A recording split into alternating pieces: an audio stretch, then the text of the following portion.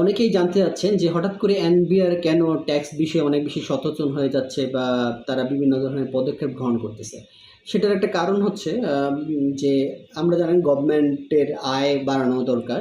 আর আইএমএফের থেকে আমরা লোন নিয়েছি এবং সেই লোনের শর্ত অনুযায়ী আইএমএফ ট্যাক্স ইনকাম বাড়ানোর কথা বলেছে এবং ট্যাক্স ইনকাম যত টাকা বাড়ানো যায় সেই বাড়ানোর উপর হয়তো বা সে লোন দিবে বা আমাদের সাথে পরবর্তীতে ব্যাংকিং কার্যক্রমগুলো করবে।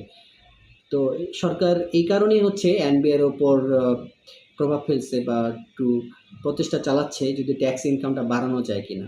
আর আমরা এমন মানুষ যে আসলে সব ধরনের সুবিধা নিতে চাই কিন্তু সরকারকে ট্যাক্স দিতে চাই না, মানুষকে জাকাত দিতে চাই না। এটা আমাদের খুব একটা বাজে মানে কি বলা যায়, একটা বাজে অভ্যাস।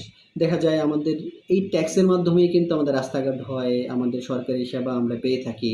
হ্যাঁ, তার অনেকটাই কিন্তু আমাদের জনজীবনের সেবা, সেটা সেবা নির্বাহ করার জন্য যে খরচ, সেটা তো আমাদের ট্যাক্সের টাকাই হয়।